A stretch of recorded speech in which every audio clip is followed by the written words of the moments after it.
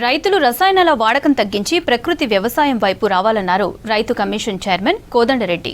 ఉమ్మడి నల్గొండ జిల్లాలో పర్యటించింది రైతు కమిషన్ బృందం. జాతీయ రైతుల దినోత్సవం సందర్భంగా రైతాంగానికి శుభాకాంక్షలు తెలిపారు. గాంధీ గ్లోబల్ ఫ్యామిలీ ఆధ్వర్యంలో ఘనంగా రైతు దినోత్సవం జరిగింది. 1250 గాంధీ విగ్రహాలను సేకరించి ప్రదర్శించారు గాంధీ గ్లోబల్ ఫ్యామిలీ. 70 మంది ఆదర్శ రైతు దంపతులకు అవార్డులు అందించారు కోదండరెడ్డి.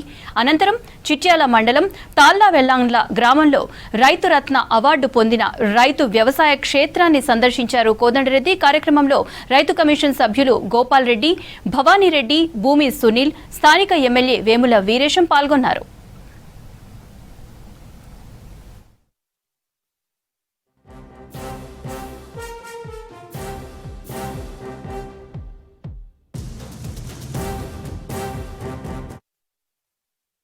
మేము ఒక నివేదిక కూడా తయారు చేయడం జరిగింది.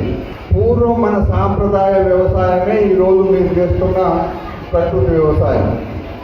ఆ రోజులలో పశువుల ఎరువు, మేకల ఎరువు, ఇట్లాంటి ఎరువులతో పండించిన పంటలు ఆరోగ్యకరమైన పంటలు. ఆ రోజు రైతు ఏనాడు కూడా ఇబ్బంది పడలేదు. సో ఇప్పుడున్న పరిస్థితులలో మన భూములన్నీ కూడా రసాయనిక ఎరువులు పదే వేయడం వల్ల సారం కోల్పోయినాయి. అనేకమైన ఇబ్బందులు వస్తున్నాయి. అట్లాంటి భూములలో మనం కనుక ఆహార పంటలు పండించి వినియోగదారులకు ఇస్తే లేనిపోని ఆరోగ్యకరమైన చిక్కులు వస్తున్నాయి. దీన్ని రేవంత్ రెడ్డి గారి ప్రభుత్వం గ్రహించింది. ఇప్పటికే ఒకసారి పాలేకర్ గారు వచ్చినప్పుడు వారు ఒక మాట అన్నారు.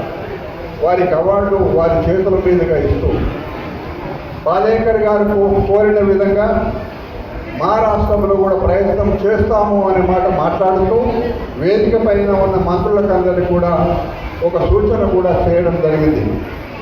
నేను ప్రకృతి వ్యవసాయం చేస్తున్న కుటుంబాలు, ఇది సామాన్య పని కాదు, చాలా కష్టమైన పని. అందులో దిగుబడి తక్కువ. ఈ పంట పండిన తర్వాత మామూలు పంట కంటే దీనికి న్యాయంగా సాంప్రదాయ పంటల కంటే దీనికి ధర ఎక్కువ రావాలి. కానీ ఆ పరిస్థితిలో మార్కెట్లో కనిపిస్తలేదు.